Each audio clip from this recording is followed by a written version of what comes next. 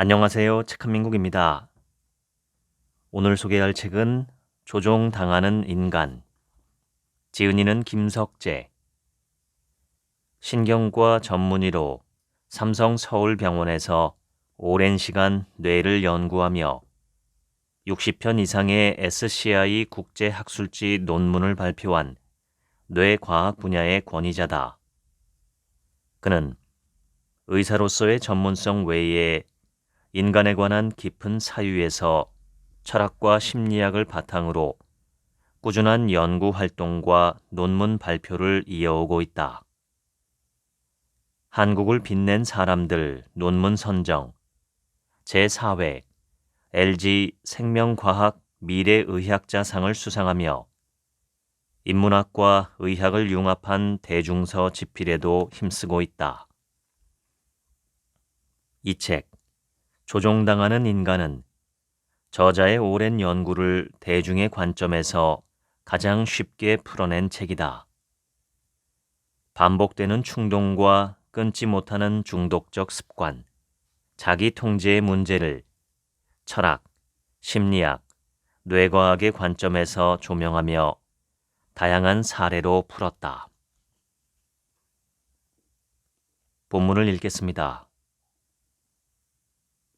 우리는 늘 다짐합니다. 오늘부터는 술 끊자. 이번엔 진짜 다이어트 성공하자. 이번 달엔 반드시 절약하자. 그런데 어느새 손엔 맥주캔이 들려있고 냉장고 문을 열고 야식을 꺼내지요. 후회는 끝없이 반복되지만 뇌는 아무 일 없었다는 듯 다음 충동을 준비합니다. 이럴 때 우리는 자신에게 묻습니다. 난 정말 의지박약인 걸까? 사실 인간의 뇌는 진화 과정에서 즉각적인 보상을 우선시하는 방식으로 설계되었습니다. 번번이 작심삼일로 끝나는 결심, 충동구매, 알코올 중독, 반복되는 연인과의 다툼, 자녀와의 갈등 등 겉보기엔 서로 무관한 문제들도 결국 뇌의 자동적 반응이라는 하나의 원인에서 시작합니다. 철학자들은 오래전부터 충동이라는 문제를 고민했습니다. 플라톤은 인간을 욕망이라는 말과 끊임없이 싸우는 존재로 묘사했고, 쇼펜하우어 역시 인간은 맹목적인 욕망에 끌려다닌다고 말했죠. 그런데 현대의 뇌과학은 여기에 희망 한 스푼을 더해줍니다. 감정과 행동은 뇌 속 특정 회로와 신경 물질들의 작용으로 생성되는데 그 회로는 다행히도 조정이 가능하다고 합니다. 당신이 약한 게 아닙니다. 뇌가 그렇게 작동하도록 설계되어 있었을 뿐입니다. 하지만 그 구조는 바꿀 수 있습니다. 충동은 단순한 감정 폭발이 아니라 보상과 만족을 좇는 뇌의 본능, 생존을 위한 오래된 회로, 주변 환경에 반응하는 복잡한 신호들이 얽힌 결과물입니다. 플라톤은 국가에서 인간의 영혼을 세 부분으로 나눴어요. 이성, 의지, 그리고 욕망. 플라톤은 인간의 영혼을 두 마리의 말, 즉 백마인 의지와 흑마인 욕망과 마부, 즉 이성에 비유했습니다. 이성은 마차를 옳은 방향으로 몰려고 노력하지만 검은 말인 욕망은 계속 제멋대로만 가려고 합니다.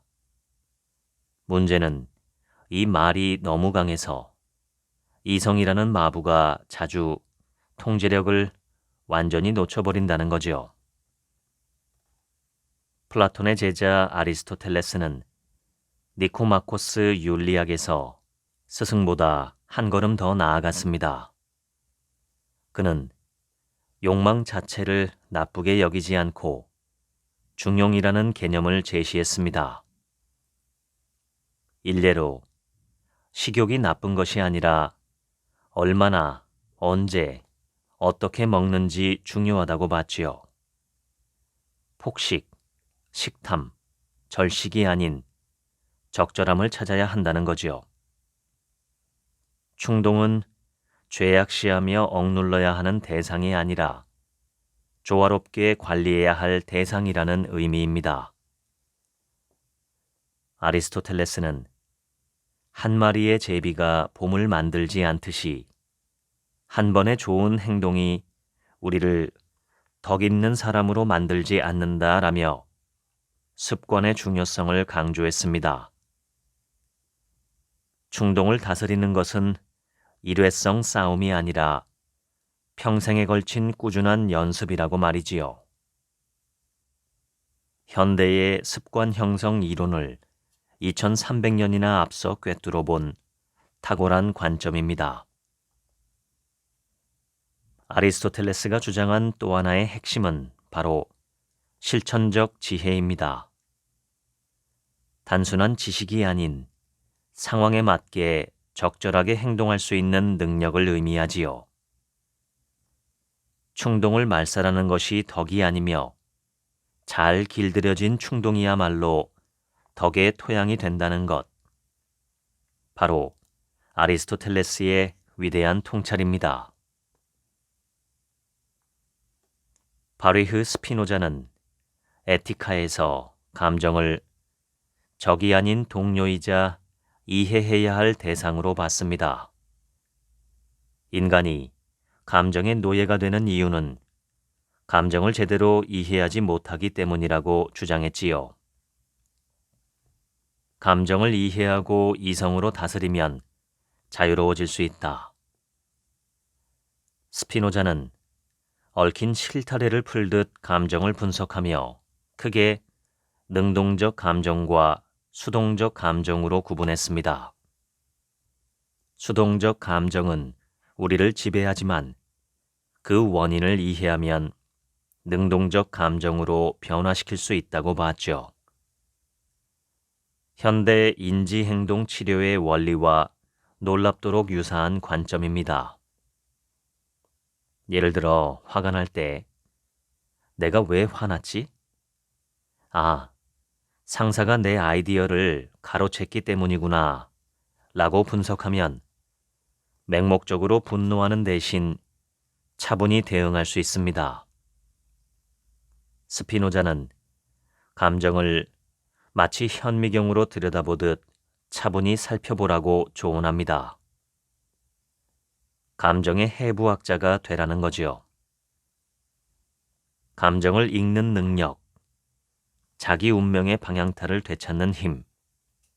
이게 바로 스피노자가 말한 진짜 자유입니다.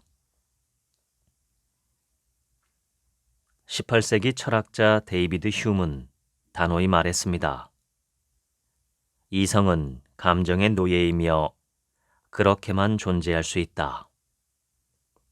즉, 우리가 난 완전히 합리적으로 결정했어 라고 자랑할 때도 사실 운전대는 감정이 꽉 잡고 있고 이성은 뒷좌석에서 그래, 정말 현명한 선택이야 라고 박수만 치는 격이라는 말이지요.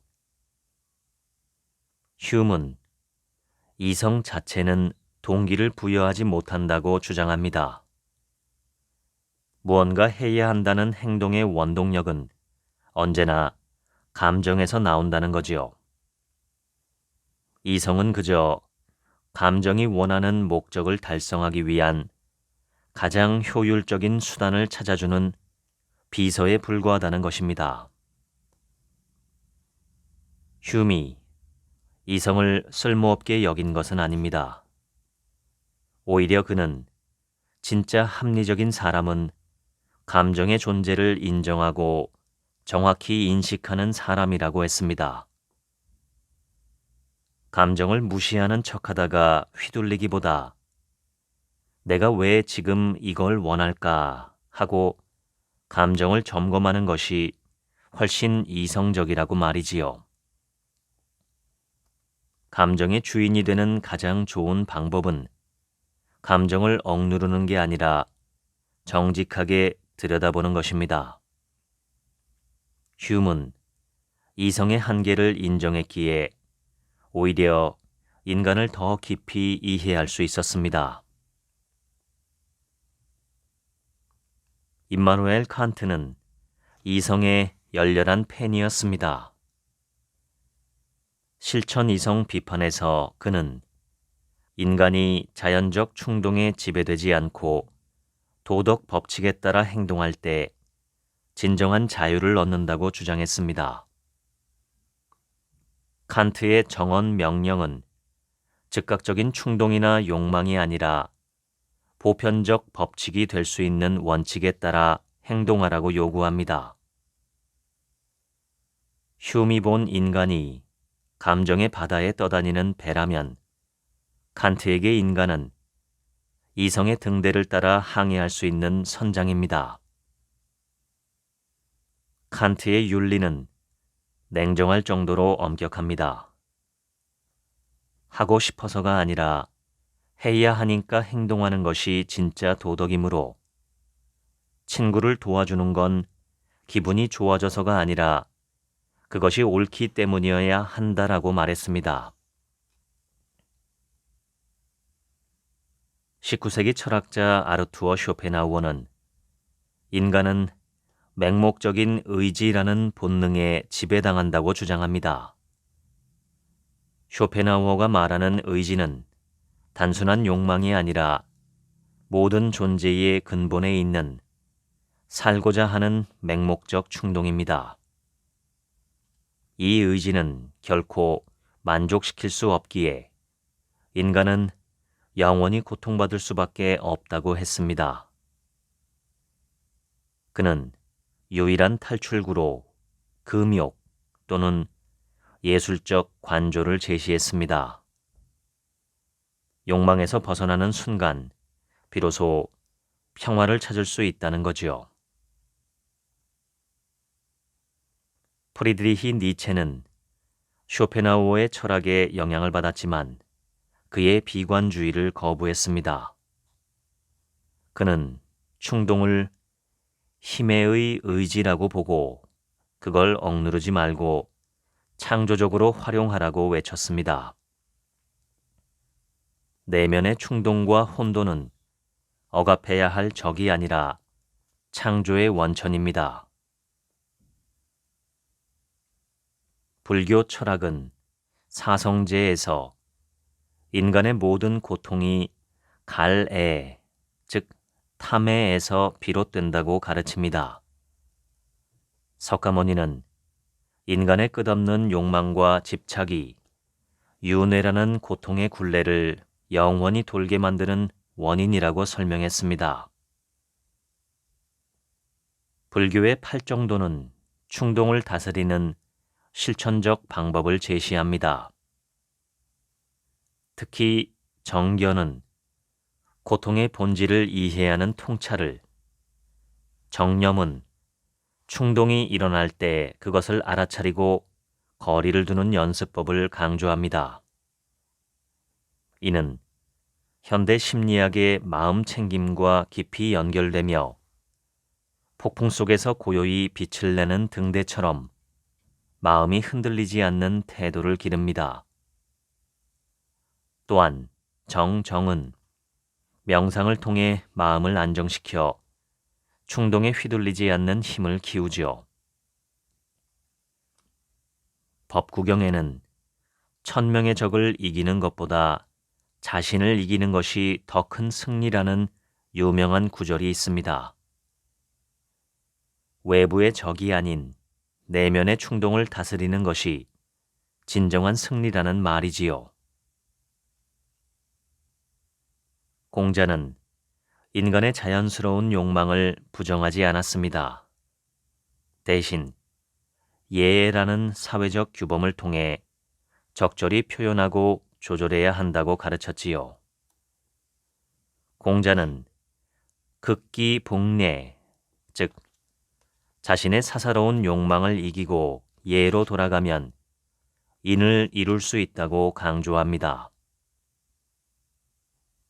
성선설을 주장한 맹자는 사단, 즉 측은지심, 수호지심, 사양지심, 시비지심을 인간 본성이 선한 증거라고 했습니다. 맹자는 이를 키우려면 끊임없는 자기 성찰과 교육이 필요하다고 주장했어요. 반면 성악설을 주장한 순자는 인간의 본성이 악하고 충동적이라고 봤습니다. 인간은 태어날 때부터 이익을 좋아하니 이를 따르면 다툼과 탐욕이 생겨나고 양보하는 마음은 사라진다 라고 경고했지요. 그래서 예와 법을 통해 욕망을 엄격히 통제하고 사회적 질서를 유지해야 한다고 강조했습니다. 순자는 교육과 규범이 없으면 인간은 동물과 다를 바 없다고 여겼습니다. 노자의 도덕경은 인위적인 욕망에서 벗어나 자연의 도를 따르라고 권합니다. 욕심을 내지 않으면 어지럽지 않다라면서요. 고요한 물에 비치는 달처럼 욕망이 없으면 마음은 맑고 평화롭게 세상을 비춘다는 말입니다. 노자는 무의를 통해 자연의 흐름에 저항하지 않고 순응할 때 진정으로 자유하다고 생각했습니다. 도교는 충동을 억누르기보다는 불필요한 욕망을 버리고 단순함을 추구하라고 가르칩니다. 천하의 어려운 일은 쉬운 것에서 시작하고 천하의 큰 일은 작은 것에서 시작한다. 반면 장자는 선입견과 고정관념에서 벗어나야 한다고 강조합니다. 작은 앓은 더 큰 깨달음을 가리고 좁은 선은 더 넓은 선을 막는다라며 사소한 집착이나 사회적 규범에 얽매이는 것을 경계했습니다. 힌두교의 주요 경전인 바가바드 기타는 욕망 없는 행위의 중요성을 강조합니다. 행동은 하되 결과에 집착하지 말라는 가르침입니다. 무언가를 하면서 끊임없이 이걸 하면 나한테 뭐가 돌아오지? 라고 계산하는 순간 우리는 이미 그 일에 휘둘리고 맙니다. 반면 자신의 역할 그 자체에 집중하면 마음은 오히려 자유로워진다고 합니다. 편도체는 뇌 속 감정의 DJ입니다. 어떤 자극이 감지되면 곧장 위험해, 지금 당장 반응해 라고 외치며 파티를 시작하지요. 고대엔 뱀이나 맹수 같은 진짜 위험을 피하게 해줬던 이 기능이 현대 생활 속에서도 쉴 새 없이 작동합니다. 배고프면 지금 당장 뭐라도 먹어 라고 외치고 화가 나면 지금 당장 말해, 소리 질러 라고 부추기죠. 이성적으로 생각하는 전두엽보다 훨씬 먼저 반응해 우리를 충동적으로 행동하게 만듭니다. 생각은 나중에 하고 일단 행동부터 라는 식입니다. 전두엽은 뇌의 늙은 선생님 같은 존재입니다. 잠깐만 차분히 생각해보자. 장기적으로 어떤 결과가 나타날까라며 충동을 억제하려 하지만 너무 느립니다. 스트레스나 피로가 쌓이면 전두엽은 제대로 작동하지 않습니다. 연구에 따르면 청소년기는 전두엽이 아직 발달 중이기 때문에 충동 조절이 특히 어렵다고 합니다. 도파민은 뇌의 달콤한 유혹자입니다. 이거 하면 엄청 기분 좋아. 한 번만 해봐. 라며 우리에게 보상을 약속하지요. 최신 신경과학 연구는 도파민이 단순한 쾌락 신경 물질이 아니라 예측 오류 신호임을 밝혔습니다. 예상보다 더 좋은 결과가 나오면 도파민이 팡팡 터지듯 분비되고 그 경험을 반복하게 만들지요. 슬롯 머신에서 예상치 못한 잭팟이 터졌을 때 한 번 더 라고 외치게 되는 것과 같습니다. 문제는 도파민이 단기 쾌락에만 열광한다는 점입니다. 운동하면 1년 후에 건강해져와 같은 장기 목표에는 무관심하고 지금 치킨과 맥주 먹으면 천국일 것 같아 라는 즉석 보상에만 휘파람을 불며 반응하지요. 도파민은 조용히 속삭입니다.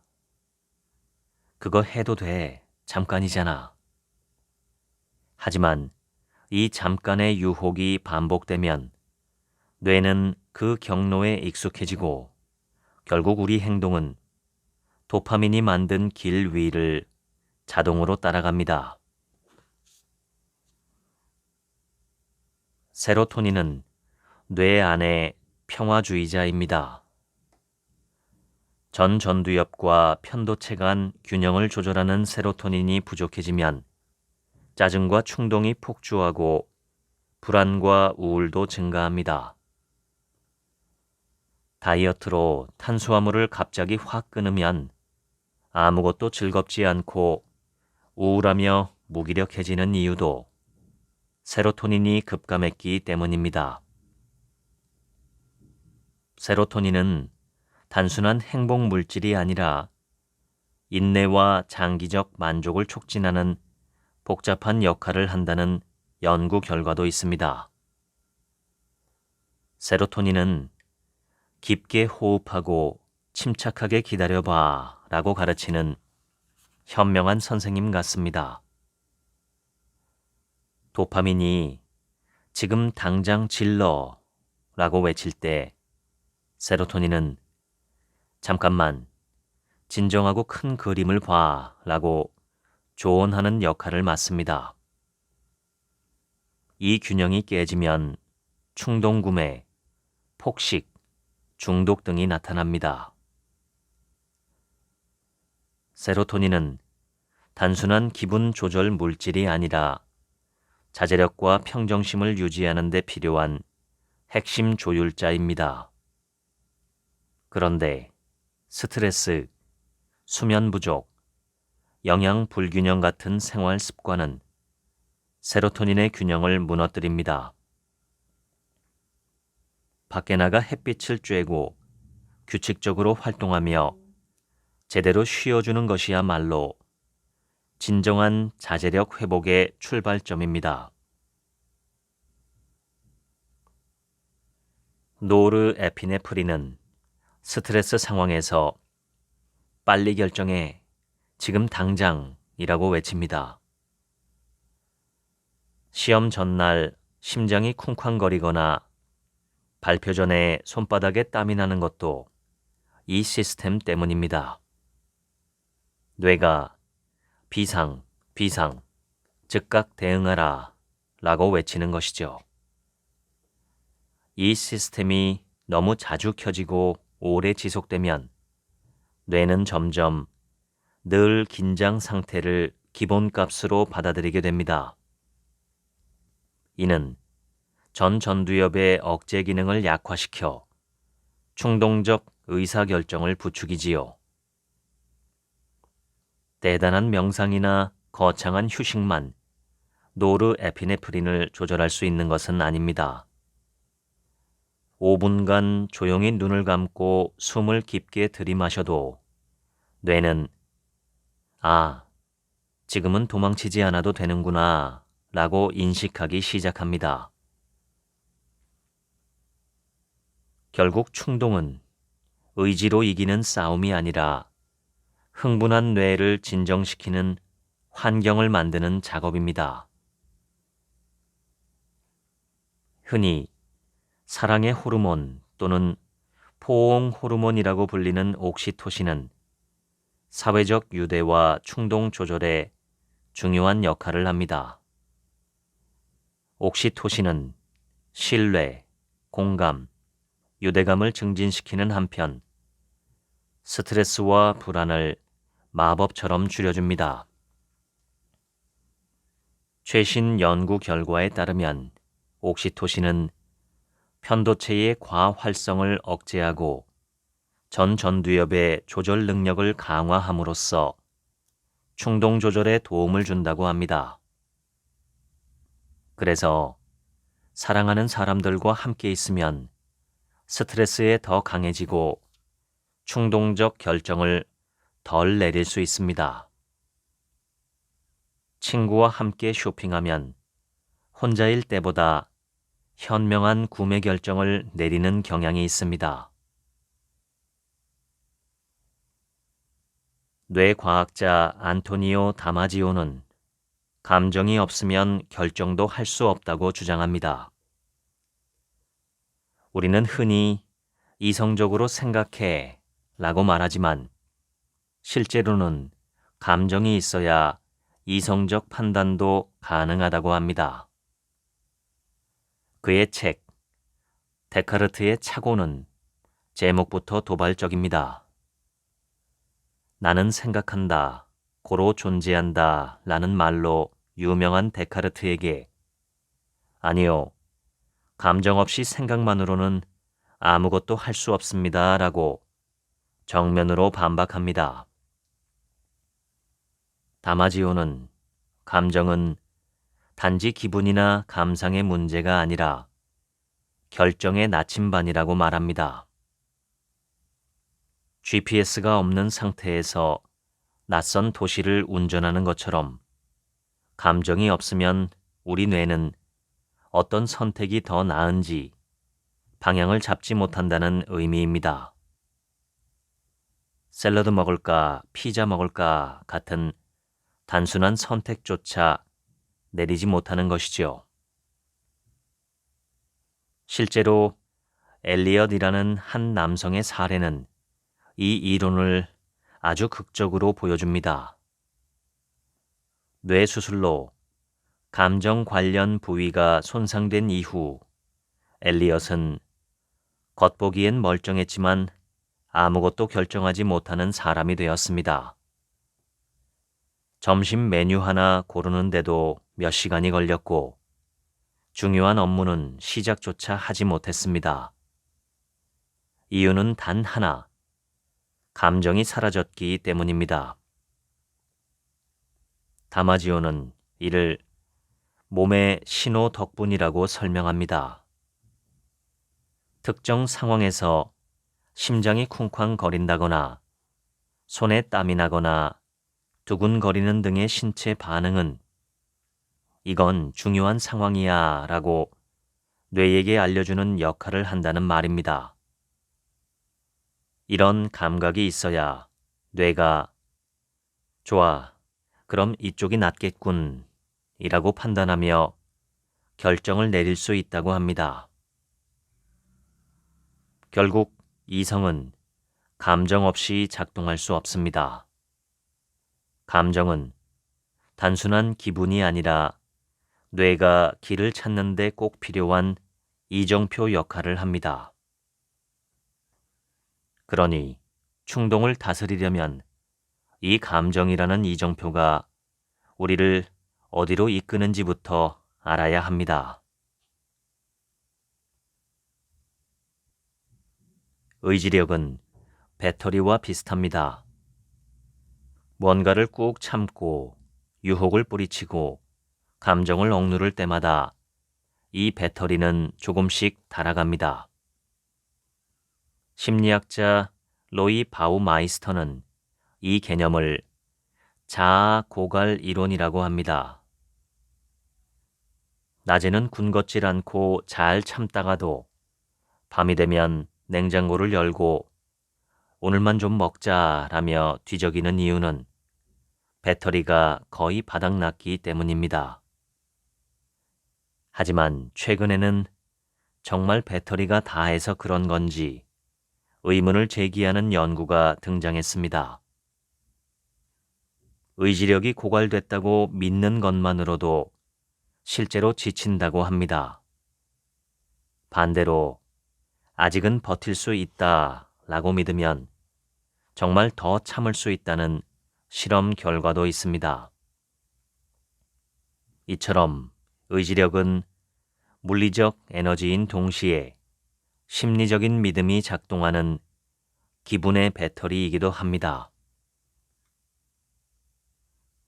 나는 집중력이 부족해서 포기가 빠르다라고 믿는 사람은 진짜 그렇게 행동하고 반대로 조금만 더 버티면 좋아질 거야 라고 생각하는 사람은 더 오래 집중합니다.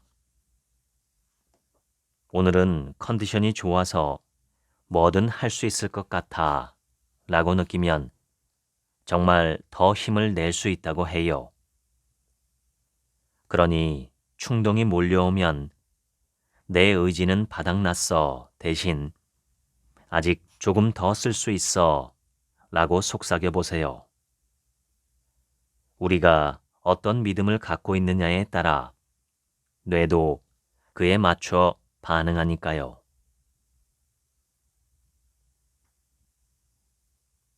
충동을 억제하는 대신 이를 비껴갈 수 있는 전략들을 알아볼까요?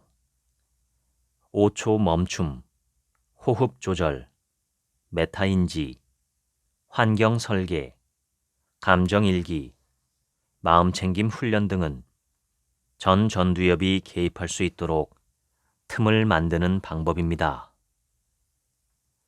5초 멈춤법. 충동이 치솟을 때 5초만 멈춰보세요.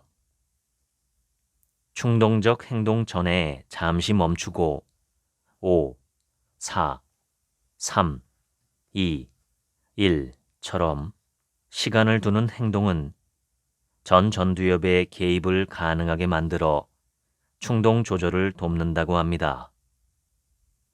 이 짧은 지연이 이성적 사고가 개입할 수 있는 귀중한 틈을 만드는 것입니다. 숨이 먼저다. 충동은 감정에서 시작되고 감정은 호흡과 함께 움직입니다. 분노하거나 불안을 느끼는 순간 놀랍게도 가장 먼저 바뀌는 것은 생각이 아닌 호흡입니다. 숨이 얕아지고 가빠지며 들숨보다 날숨이 줄어들지요. 반대로 숨을 바꾸면 뇌의 반응도 달라집니다. 호흡은 우리가 가장 빨리 조작할 수 있는 감정 조절 장치입니다. 가장 널리 사용되는 방법 중 하나가 박스 호흡입니다. 4초간 숨을 들이쉬고 4초간 멈추고 4초 내쉬고 다시 4초 멈추는 이 4단계 호흡은 단순하지만 강력합니다. 미국 특수부대의 스트레스 대응 훈련에도 활용되는 이 기법은 위기 상황에서 심리적 균형을 빠르게 회복하는 데 효과적이지요. 교감신경은 신체를 긴장시키고 위기 대응 상태로 몰아가는 자율신경이며 부교감신경은 이를 진정시키고 안정을 회복하게 합니다.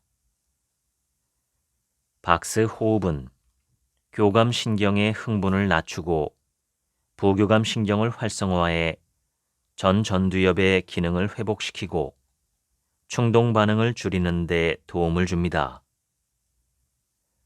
단 몇 분의 호흡 훈련만으로도 뇌의 반응 패턴이 달라집니다. 실제로 박스 호흡을 하루 3에서 5분씩만 꾸준히 연습해도 스트레스 민감도와 충동적 행동 빈도가 낮아졌다는 연구들이 있습니다. 호흡을 다룰 줄 아는 사람은 감정에 쉽게 휘둘리지 않습니다. 의지 말고 위치를 바꾸라. 뇌를 속이는 환경 설계법. 뇌는 놀라울 정도로 게을러서 안 보이면 안 떠올리고 어렵게 느껴지면 아예 하지 않는 방향으로 움직입니다. 환경 설계는 바람직한 행동은 미끄럼틀처럼 쉽게, 해롭거나 충동적인 행동은 오르막처럼 힘들게 만들어주는 방식입니다. 스마트폰 알림을 꺼두거나 앱 아이콘을 홈 화면에서 감추거나 신용카드를 지갑 뒤쪽에 숨겨두는 등의 조치만으로도 충동적 행동이 크게 줄어듭니다. 넷플릭스를 줄이고 싶다면 TV 리모컨을 서랍에 넣고 읽고 싶은 책은 눈에 잘 보이는 곳에 두세요. 심리학자 브라이언 왁싱크의 실험에 따르면 사탕을 투명한 그릇에 담았을 때보다 불투명한 그릇에 담았을 때 40% 적게 먹었다고 합니다. 시각 자극이 줄어들면 뇌는 굳이 그것을 떠올리지 않습니다. 메타인지의 힘. 한 발 물러서서 마음을 들여다보기. 충동을 조절하는 핵심 능력 중 하나는 메타인지입니다. 생각에 대한 생각, 즉 자신이 무엇을 느끼고 어떤 판단을 내리려 하는지를 한 발짝 떨어져 관찰하는 능력입니다. 충동에 휩쓸릴 때 지금 내가 충동에 이끌리고 있나? 자문한다면 이미 절반은 이긴 셈입니다. 화가 솟구칠 때 나는 지금 왜 화가 났지? 이 감정은 어디서부터 시작됐을까? 라고 자문하기만 해도 반응은 달라집니다. 배고픔이라는 감정이 사실 스트레스에서 비롯되었는지 아니면 정말 배가 고픈 건지 살펴보는 것도 마찬가지입니다. 이런 능력은 타고나는 것이 아니라 훈련으로 길러집니다. 가장 좋은 연습법은 충동 로그 작성입니다. 언제 어떤 감정에서 어떤 행동을 했는지, 그 전후 기분은 어땠는지 짧게라도 적어두면 반복되는 기록을 통해 충동 패턴을 발견할 수 있습니다. 감정 일기 쓰기. 메타인지가 현재의 자기 관찰이라면 감정 일기는 시간의 패턴을 추적하는 감정 고고학입니다. 연구에 따르면 감정 일기를 꾸준히 쓰는 것만으로도 스트레스 호르몬인 코르티솔 수치를 낮추고 정서적 안정을 돕는 효과가 있습니다. 감정을 글로 표현하는 과정은 뇌의 과부하를 줄여주며 감정을 저장하기보다 배출함으로써 정신적 여유를 되찾을 수 있도록 돕습니다. 마음 챙김은 충동을 억누르거나 없애는 기술이 아닙니다. 충동을 있는 그대로 알아차리되 거기에 휘둘리지 않고 머물 수 있는 내면의 거리를 만드는 훈련이지요. 충동은 일시적이지만 휘말리지 않고 관찰할 수 있다면 행동은 달라질 수 있습니다. 마음챙김 훈련은 편도체의 반응성을 줄이고 전두엽의 조절 능력을 향상시켜 충동적 행동을 줄이는 데 기여합니다. 불교 경전 세티빠따나 수타는 느낌이 있을 때 수행자는 느낌이 있다고 안다 라고 말합니다. 이 단순한 문장은 마음 챙김의 핵심을 관통합니다. 감정이나 충동에 휩쓸리지 않고 그것을 단지 있는 그대로 아는 것만으로도 변화는 시작됩니다. 우리는 반응하는 대신 관찰하는 자로 설 수 있습니다. 일상의 작은 순간에도 마음 챙김을 적용할 수 있습니다. 양치할 때, 커피 마실 때, 길을 걸을 때, 그 순간의 감각에 온전히 집중해 보세요. 이런 비공식 마음 챙김이 습관이 되면 충동이 올라올 때도 자동 반응 대신 의식적인 선택을 할 수 있는 힘이 자연스럽게 생겨납니다. 자기 관리는 단순한 근성 싸움이 아니라 어떻게 살 것인가 라는 철학적 질문에서 출발합니다. 소크라테스가 고대 아테네 시장에서 사람들을 붙잡고 너 자신을 알라 라고 귀찮게 한 것은 자기 인식이야말로 모든 변화의 시작임을 알았기 때문입니다. 소크라테스가 오늘날 서울 강남역에 나타난다면 어떤 모습일까요?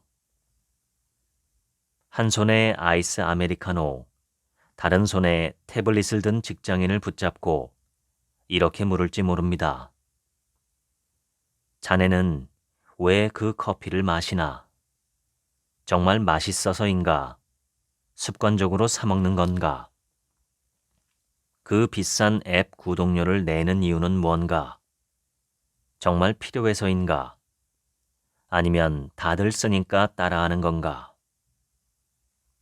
그러고는 이렇게 덧붙일 겁니다. 나는 자네를 비난하는 게 아니라네. 그저 자네가 생각 없이 하는 행동들에 왜라는 질문을 던져보길 권할 뿐. 자신에게 불편한 질문을 던지는 소크라테스식 방법은 의외로 강력합니다. 왜 운동을 미루지? 왜 항상 같은 실수를 반복할까? 이런 질문들은 습관적 행동 패턴을 드러내고 변화의 단초를 제공합니다. 퇴근 후 왜 항상 TV 앞에서 잠들어 버리는 걸까? 라는 질문은 당신이 피로를 외면하고 있음을 상기시키고 그럼 오늘은 TV 대신 10분 스트레칭을 해볼까? 라는 대안을 떠올리게 해줍니다. 에피쿠로스는 쾌락주의자로 오해받지만 사실 그가 말한 쾌락은 단순함과 절제를 통한 평온한 기쁨이었습니다. 복잡한 건 버리고 단순하게 살아 라는 그의 철학은 현대인의 과부하된 삶의 완벽한 해독제입니다.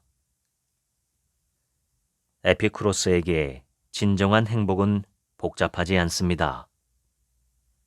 좋은 친구 몇 명, 맛있지만 단순한 음식, 자연과의 교감, 그리고 지금 이 순간을 즐기는 능력.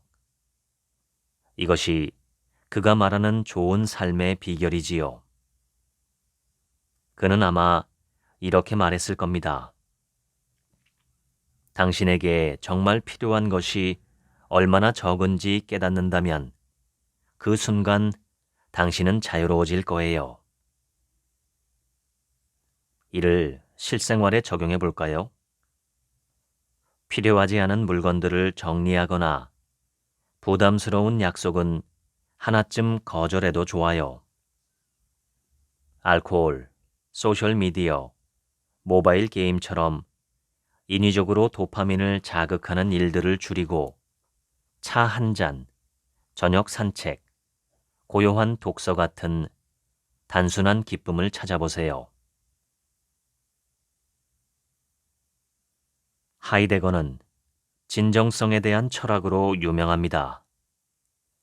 그에게 있어 진정한 존재란 사회적 압력과 기대에 따라 살지 않고 자신의 고유한 가능성을 향해 사는 것입니다. 하이데거는 우리가 흔히 세상 사람들이라는 이름 없는 대중의 기준에 따라 살아간다고 지적했습니다. 누구는 이렇게 산다. 누구는 이런 걸 읽는다. 성공한 사람들은 이런 직업을 가진다. 이와 같은 익명의 표준에 따라 자신을 평가하고 계획하는 삶은 비진정적이라고 했죠. 그에게 진정성 있는 자기관리란 타인의 기준이나 유행을 따르는 것이 아니라 자신만의 고유한 삶의 가능성을 향해 나아가는 선택을 의미합니다. 그는 죽음을 의식하는 것이야말로 진정성을 깨우는 열쇠라고 여겼습니다. 내가 내일 죽는다면 지금 이 선택을 후회할까? 라는 질문이 우리를 자신만의 삶으로 이끌어준다는 것입니다.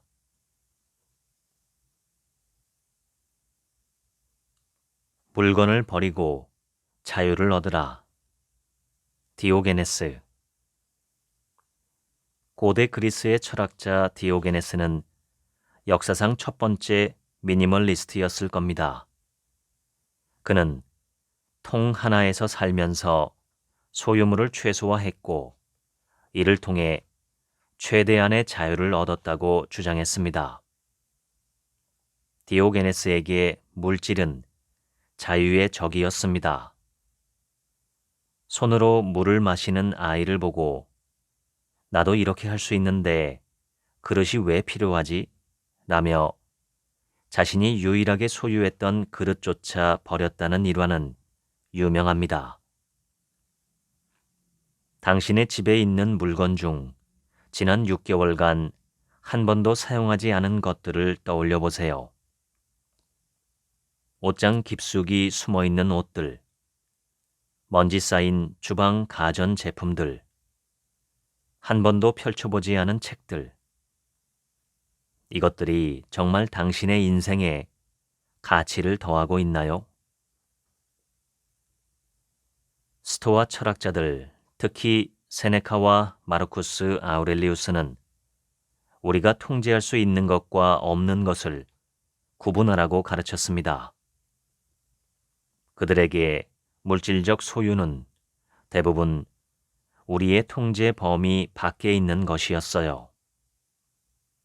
스토아 학파는 판단 중지, 즉 사물에 자동적으로 가치를 부여하지 않는 훈련을 권장했습니다.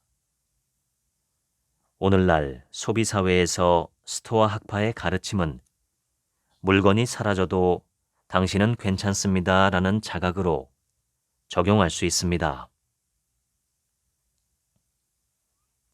임마누엘 칸트의 의무론적 윤리학은 소비 습관에도 적용할 수 있습니다. 그의 정언 명령 중 하나는 다른 사람을 단순한 수단이 아닌 목적으로 대하라 라는 것이었죠. 칸트적 관점에서 보면 과잉 소비는 종종 다른 사람과 자연을 단순한 수단으로 대하는 결과를 낳습니다. 칸트에게 소비 행위는 단순한 개인적 선호가 아니라 도덕적 결정의 영역에 속했습니다. 현대적 맥락에서 칸트의 철학은 윤리적 소비로 해석할 수 있습니다. 제품을 구매할 때 단순히 내게 좋은가 라고만 생각하지 않고 이 구매 결정은 보편적 원칙이 될 수 있는가, 이 제품의 생산 과정에서 누군가가 단순한 수단으로 취급되지는 않았는가 라고 고려하는 것이죠. 노자의 도가 철학은 더함으로써가 아니라 덜어냄으로써 충만해진다라고 가르칩니다. 도덕경에는 욕망을 줄이면 평화에 이르고 소유를 줄이면 혼란을 피한다는 구절이 있습니다. 도가 철학에서 볼 때 끊임없는 소비는 도에서 멀어지는 행위입니다. 도는 자연스러움과 균형을 의미하는데 과잉 소비는 그 균형을 깨뜨리기 때문이지요. 불교 철학은 무소유의 개념을 중심으로 소비를 바라봅니다. 물질에 대한 갈망, 즉 탐욕은 고통의 원인이라고 생각하지요. 우리가 물건의 자아를 투영하기 때문입니다. 이건 내 것이라는 생각 자체가 고통의 씨앗이 됩니다. 불교의 마음 챙김은 소비 충동에 대한 자동 반응을 멈추고 지금 내가 이 제품을 원하는 이유가 무엇인지, 진짜 필요성은 무엇인지 자문하는 것입니다.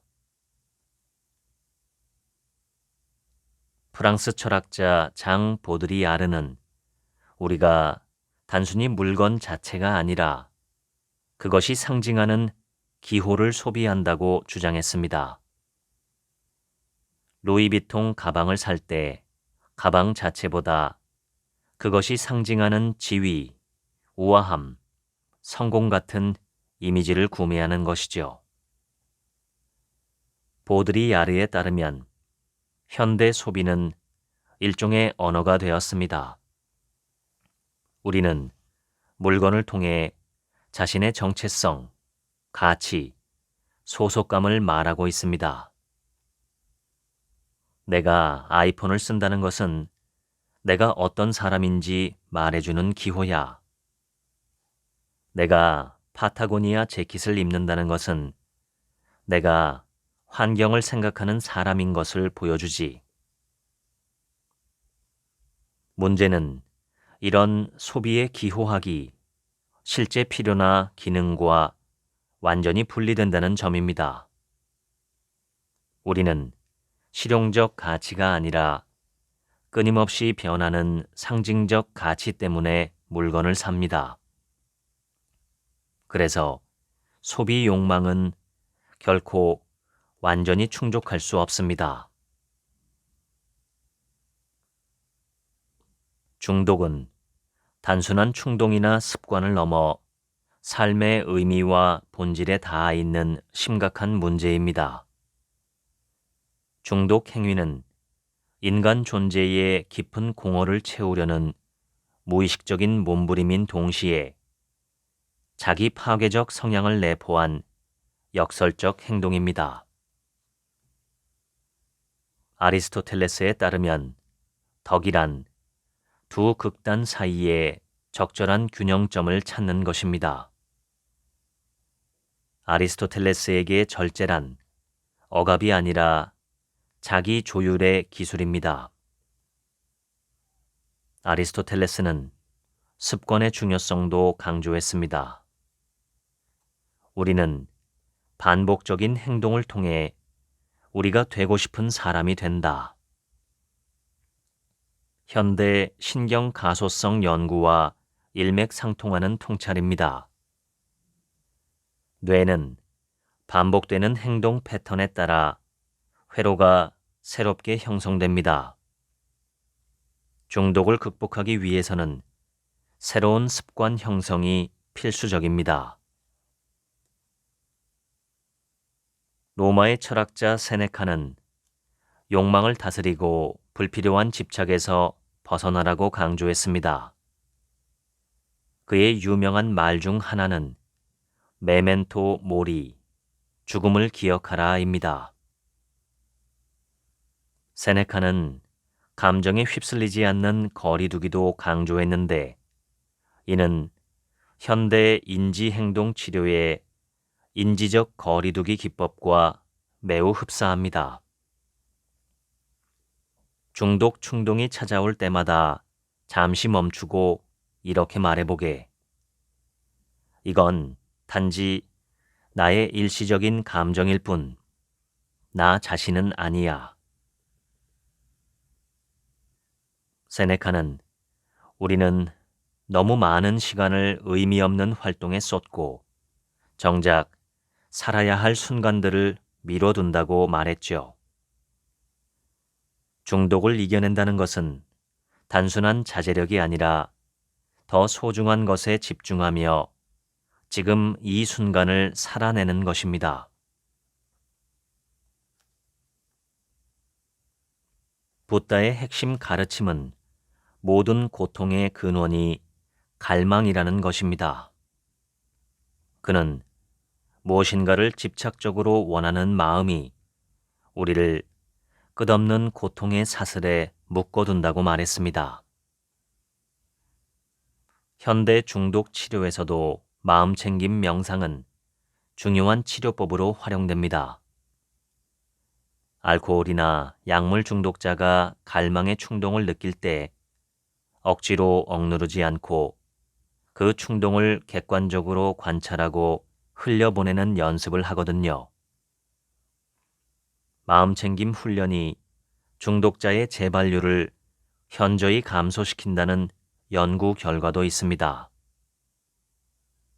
붓다는 모든 것은 영원하지 않다는 무상의 진리도 강조합니다. 쾌락, 욕망, 금단으로 인한 고통 역시 영구적이지 않으며 시간이 지나면 반드시 사라진다는 뜻입니다.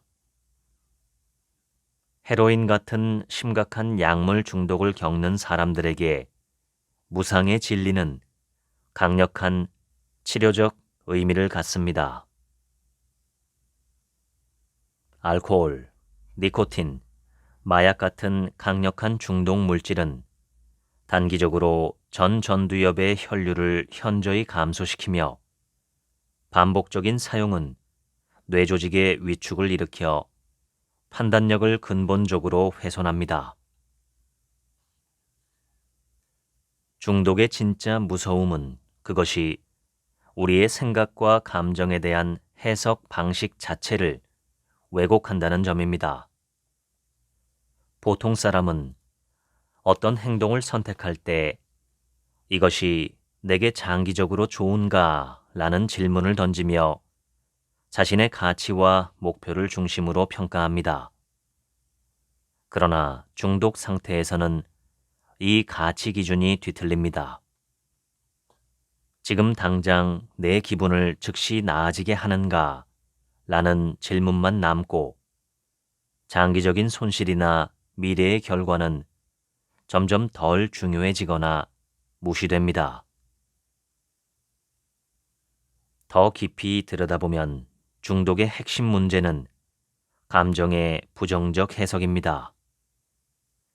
중독자는 불편한 감정을 마주할 때 이 감정을 견디거나 해결할 수 없다고 느끼며 이를 즉각적으로 덮기 위한 행동을 찾습니다. 알코올 중독자는 불안을 해결할 능력이 없다고 믿고 불안할 때마다 술을 찾으며 약물 중독자는 고독이나 우울을 견딜 수 없다고 믿으며 약물에 손을 댑니다. 그 결과 개인의 진짜 욕구와 감정은 무시되고 중독 행동만이 감정을 다스릴 수 있는 유일한 방법으로 자리 잡습니다. 중독은 행동의 문제가 아니라 자기 감정을 건강하게 처리하는 능력 자체를 앗아가는 심리적 문제입니다. 중독의 근본적인 치유는 자신에 대한 부정적 평가를 긍정적이고 현실적인 자기인식으로 전환하는 것입니다. 자기를 비난하기보다는 공감과 친절로 대하는 법을 배우고 작은 성공 경험을 반복하며 자존감을 회복하는 과정은 중독을 끊는 핵심 전략입니다. 중독을 벗어나는 것은 그저 나쁜 습관을 바꾸는 일이 아니라 자신을 파괴하는 내적 목소리로부터 나를 해방시키고 진정한 자기 가치를 되찾는 여정입니다. 지금까지 조종당하는 인간 읽어드렸습니다. 지금부턴 제 얘기입니다. 오늘 소개한 책은 제목이 도발적입니다. 조종당하는 인간이라는 표현이 우리가 무의식적으로 내리는 충동적인 결정을 묘사하고 있습니다. 칼 융은 무의식을 의식화하지 않으면 그것이 삶을 지배하는데 당신은 그것을 운명이라 부를 것이다 라고 말했습니다. 오늘 소개한 책에도 나온 것처럼 무의식이 말이라면 의식은 마부와 같습니다. 말이 통제되지 못하면 마차는 마부가 의도하는 방향으로 가기 어렵습니다. 실제로 말은 상당히 예민해서 통제하기 어려운 동물이라고 하지요. 통제하기 어려운 무의식을 비유하기 적절한 동물입니다. 마부와 말이 끌고 가는 마차가 우리의 삶이라고 한다면 말에게 끌려가지 않고 마부가 말을 통제할 수 있는 마차가 바람직한 마차입니다. 여기서 흥미로운 점은 우리 내면의 무의식이 우리에게 속하는 것은 맞지만 마치 우리가 아닌 것처럼 혹은 우리가 바라는 것과 반대 방향으로 기능할 때가 있다는 점입니다. 우리가 무의식을 인지하지 못하고 통제하지 못하기 때문에 그렇습니다. 그래서 무의식이라고 불리는 것이죠. 몽유병을 앓는 환자들은 밤에 잠을 자다가 일어나서 이런저런 활동을 합니다. 나중엔 그걸 전혀 기억하지 못하지요. 환자의 몸이 무의식적으로 잠재의식의 바탕에서 행동을 하는 것인데 의외로 이럴 때 위험하거나 돌발적인 행동은 거의 하지 않는다고 합니다. 대부분의 행동은 평소 일상생활에서 하던 대로 한다는 것이지요.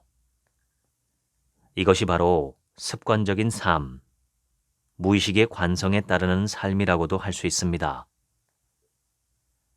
오늘 소개한 책, 조종당하는 인간에 나오는 다양한 행동 교정 방법들은 무의식을 의식화하는 사소하지만 강력한 방법입니다.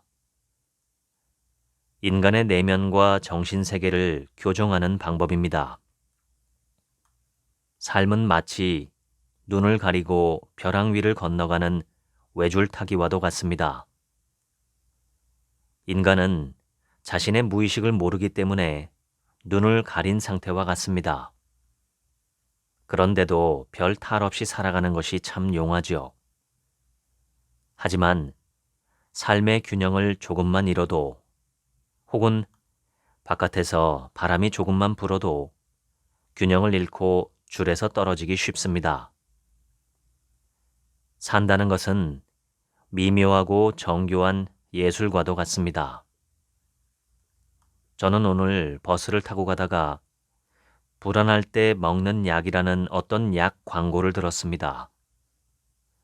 버스에서 약을 광고하는 안내가 나오는 것은 처음 듣는 것 같아서 낯설었고 특히 그 약이 불안을 줄여주는 약이라는 점에서 시대가 변했다는 것을 느꼈습니다. 오늘날은 불안과 혼돈의 시대가 되었습니다. 밤이 깊을수록 별이 빛나듯이 인간 정신과 영혼의 아름다움과 현명함이 반짝반짝 빛나는 시대가 오기를 기대합니다. 지금까지 책 한 민국의 하루치 생각이었습니다. 들어주셔서 감사합니다.